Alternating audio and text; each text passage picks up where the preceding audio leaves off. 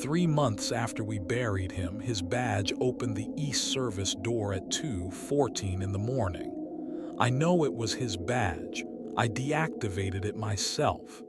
The access log showed a clean scan, a valid employee ID, a normal door release, no forced entry, no denied credential, no override code. The system accepted him like he had every right to be there. The problem was, the man who owned that badge had been retired for 11 months and dead for 3. By 2:16, the same badge had opened the interior stairwell. By 2:18, it reached the records floor. By 2:21, the access control dashboard showed a review note attached to the event. The note carried my employee ID. It said, "Credential verified, no exception noted." I had not written that note. I was asleep at home when the building let a dead man in. I found it the next morning the way I find everything, in the overnight exception queue. My workstation loads that queue before anything else.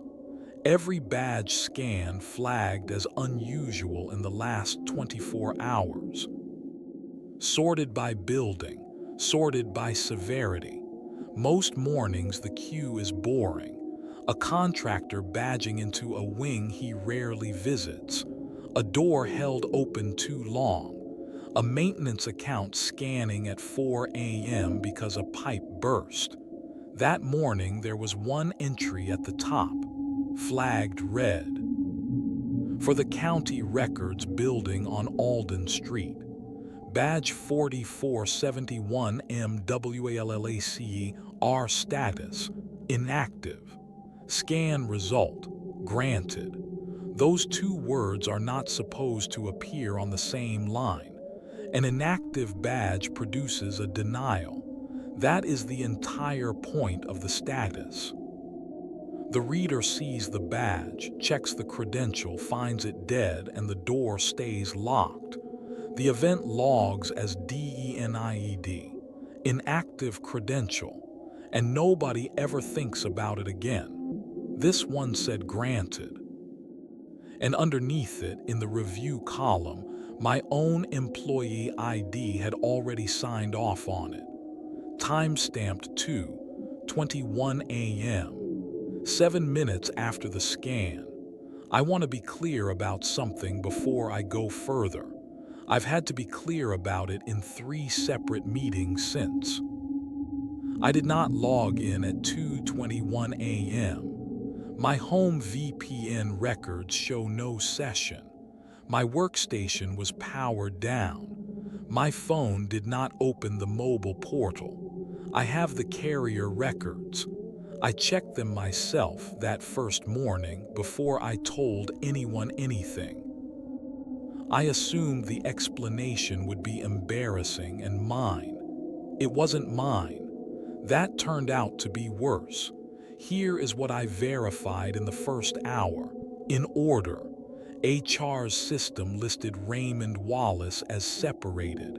Retirement date 11 months prior.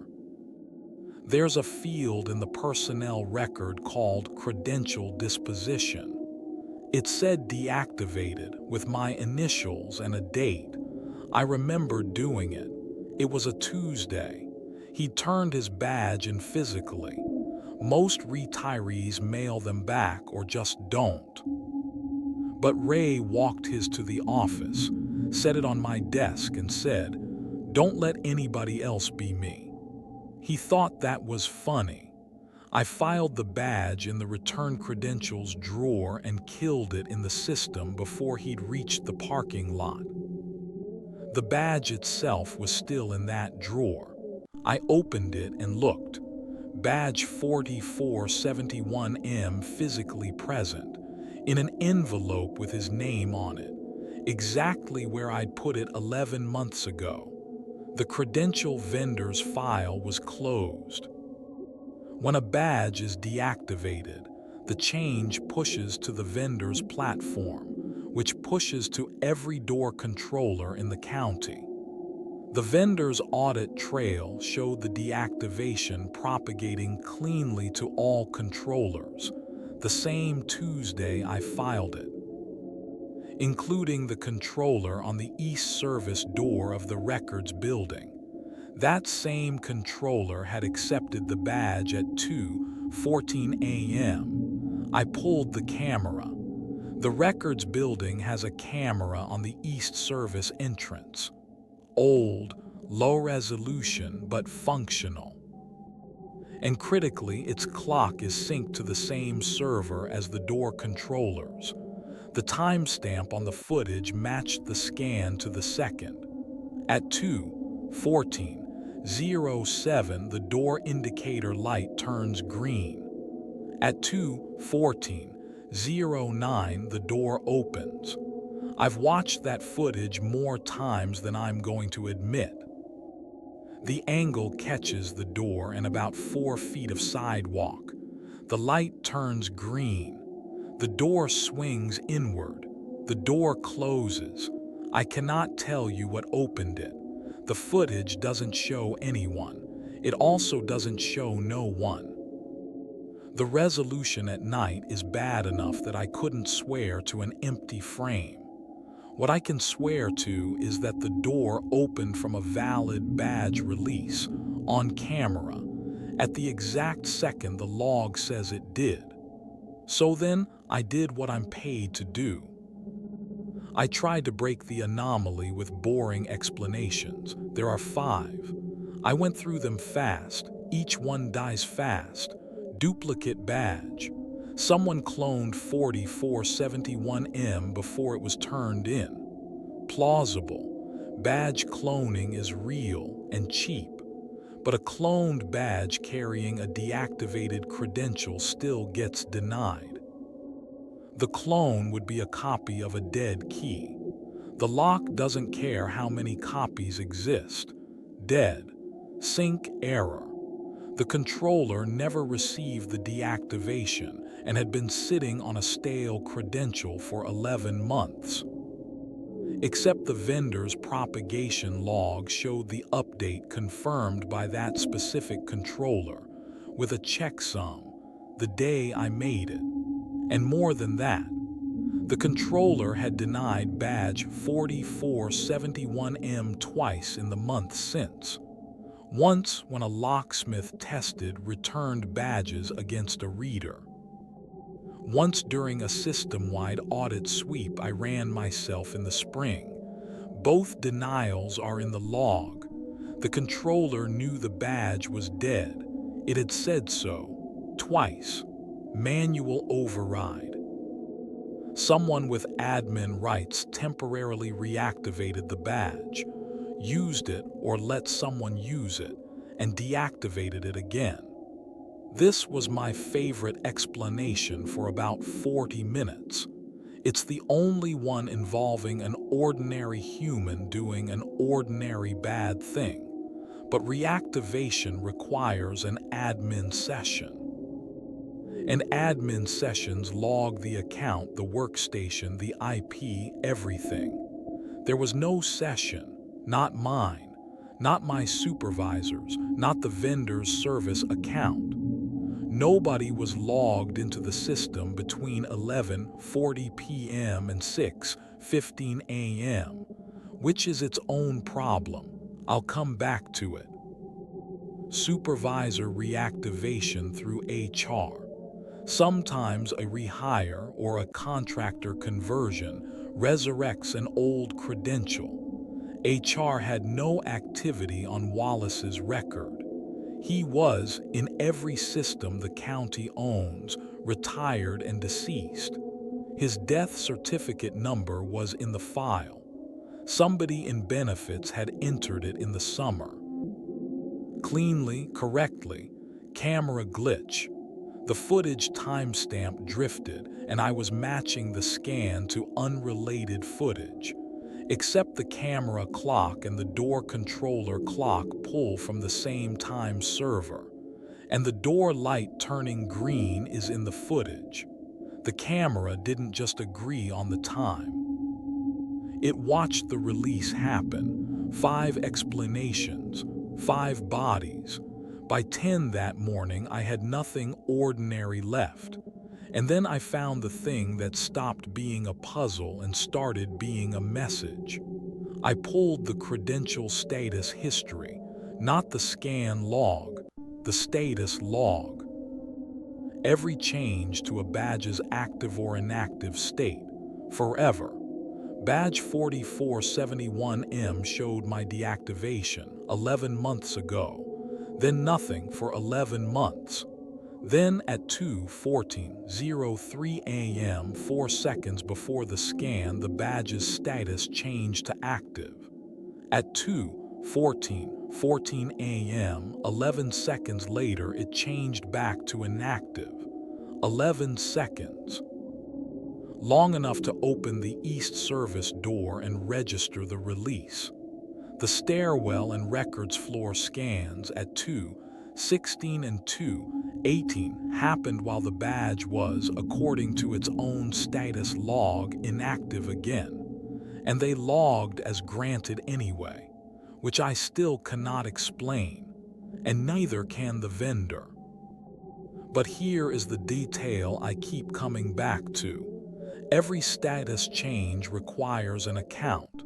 It's a mandatory field. The log cannot record a change without recording who made it. Both changes, the activation and the deactivation, were attributed to an account. The account was mine. The same account that, per every session record in the county, was not logged in. The system's position, stated plainly, is this. I woke a dead man's badge for 11 seconds in the middle of the night, from a session that never existed, led him into a records building, verified his credential, noted no exception, and put the badge back to sleep. The system is very confident about this. Systems always are. I took it to my supervisor before lunch. Her name doesn't matter. Her title is Access Control Program Manager. She's good at her job in the way that means she's survived 4 county administrations. She listened to all of it. She didn't interrupt. When I finished, she asked one question. Is the building secure right now? I said yes. Currently, physically, yes. She said, then write it up as a controller fault. Reader malfunction, spurious grant, vendor ticket opened. I'll sign it. I said the controller didn't malfunction. The controller did exactly what the credential status told it to do, for exactly 11 seconds. And the credential status change came from my account, and I didn't make it. She looked at me for a while. Then she said the sentence I've thought about every day since. Do not narrative this. She meant, don't write the story into the record, write the code. Controller fault is a code. Codes are safe.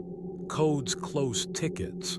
A narrative, an actual description of what the logs actually show, gets forwarded and read and questioned. And eventually it gets attached to a name. The name it was going to get attached to was mine.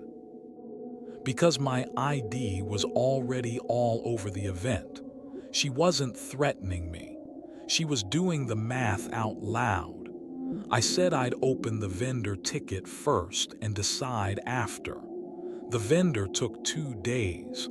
Their engineer remoted into the controller and pulled its local memory.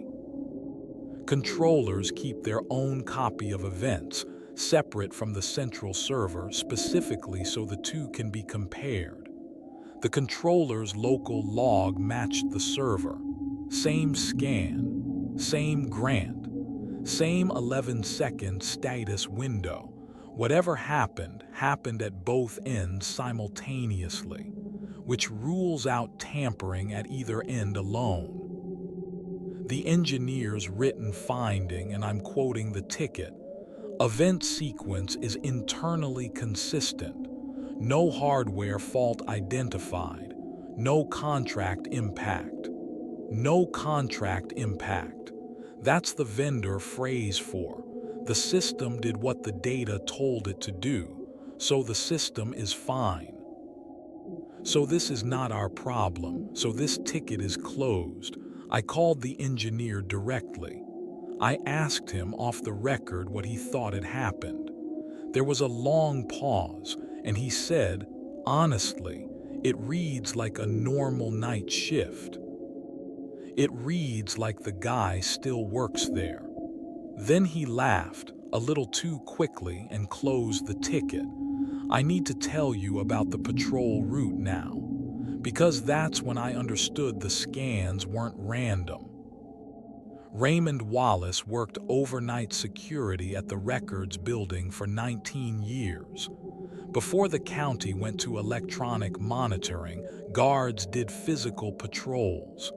A fixed circuit, hitting checkpoints in order. The same loop every 2 hours. When badge readers came in, the patrol route became visible in the access logs. You could watch a guard's badge move through the building like a pulse. East service door, stairwell, records floor, sub-basement, loading corridor, west annex, back to the guard desk. 2 hours later again. The patrol program ended 6 years ago. Ray spent his last 5 years sitting at a desk watching camera feeds. He hated it. He told me once that a building you don't walk is a building you don't know. 4 nights after the first event, badge 4471M scanned again. 2:14 a.m. East service door. Then the stairwell. Then the records floor. Then the sub-basement. Then a reader labeled loading corridor B, then a reader labeled West Annex 2. That's the old patrol route, in order, on the old 2-hour rhythm. The sequence repeated at 4:14, hitting the same doors in the same order. And stopped before the building's first legitimate scan at 5:50. Here is the problem with 2 of those doors. The sub-basement reader exists. It's real. I've stood in front of it. Loading corridor B was demolished 4 years ago when the loading dock was rebuilt. The corridor is gone. The wall is solid. The reader was physically removed. I found the decommission work order, and its controller channel was retired. West Annex 2 was never converted to electronic access at all. It has a mechanical lock. It has never had a reader. There is no device in that building capable of producing a scan event for West Annex 2, and there never has been. The system logged clean, valid, time-stamped grants at both. I drove out to the Records Building that afternoon. I put my hand on the wall where loading corridor B used to be, painted cinder block. Cold, ordinary, solid. There's a fire extinguisher mounted roughly where the reader would have been. The log says a door there opened at 2:19 a.m. and again at 4:19. That a dead man's badge opened it, and that I reviewed the event and found no exception. Because yes, every event in the patrol sequence, all of them, both nights, carried a review note under my employee ID, credential verified, no exception noted, time-stamped minutes after each scan, written in the middle of the night by an account that was not logged in a voice that was starting to sound less like a glitch and more like a signature. My signature. I decided to build a package. Everything exported, time-stamped, hash verified. The scan logs, the status history. The controller memory dump. the camera footage, the vendor ticket, the decommission order for the corridor that no longer exists. If I was going to be told not to narrative this, I was at least going to have the narrative somewhere outside the system's reach. The exports came out wrong. Not corrupted, wrong, clean, well-formatted PDF reports that were simply missing lines. The scan log export included every legitimate event from those nights. The cleaners, the HVAC contractor, the 5:50 a.m. early shift clerk, and it omitted every event for badge 4471, not redacted, not blacked out. The report just flowed past them, timestamps closing seamlessly around the gaps, as if the events had never been there to skip. The events were still visible on my screen, live in the dashboard. They just wouldn't leave the building. I tried screenshots. Screenshots worked. I have them. They're on a personal drive. They're the only reason I can quote any of this to you with exact times. But a screenshot from an auditor's personal drive is not evidence. It's an accusation. My supervisor had already done that math for me. I tried the export 4 times over 2 days. The 4th time, the report came back with one line the previous 3 hadn't had. A review note summary at the bottom, attached to my employee ID. The timestamp on the note was for a date 9 days in the future. The note said, "Reviewer confirms recurring credential activity is authorized under standing arrangement. No further exceptions to be filed." I have never written those words. As of the date I'm recording this, that timestamp hasn't arrived yet. The system has already filed what I'm going to say. It's just waiting for me to catch up. I did the only responsible thing left. I tried to correct the record. There's a formal process for this. A reviewer can file an annotation disputing an event or a note. It doesn't delete anything. The system never deletes anything. But it attaches your objection permanently alongside the original. I wrote it carefully, factual, flat, no adjectives. Review notes attributed to this employee ID between the listed timestamps were not authored by this reviewer. No session activity exists for this account during the listed windows. Reviewer disputes attribution and requests security investigation of account integrity. I read it 3 times. I submitted it. The annotation posted. I watched it appear in the event chain. For about 4 minutes, my objection existed in the official record. And I felt something I hadn't felt in 2 weeks, that the ground was solid. Then a new note posted underneath it. Same event chain, attributed to the system's own audit account. The automated account that flags policy violations. It said, "Reviewer, my employee ID, attempted unauthorized narrative modification of verified access events. Annotation retained for personnel review. Pattern noted." Pattern noted. 20 minutes later, my supervisor called me into her office. The system had auto-forwarded the violation flag to her, the way it forwards everything. She had it open on her screen. She didn't ask if I'd falsified anything. She knows me. She asked something quieter. "You understand what this looks like now, don't you? On paper. Walk it through the way an outside investigator would." And I did. Because I'd already done it at 3 a.m. the night before. On paper. A reviewer's account activates a dead colleague's badge at night, verifies its use, notes no exceptions, and when the pattern surfaces, that same reviewer attempts to rewrite the review trail and blame the system. Every timestamp supports that story. Every timestamp is real. The record isn't lying about a single event. It's only lying about who. And who is the one field nobody outside can test. The truth I have is that I was asleep.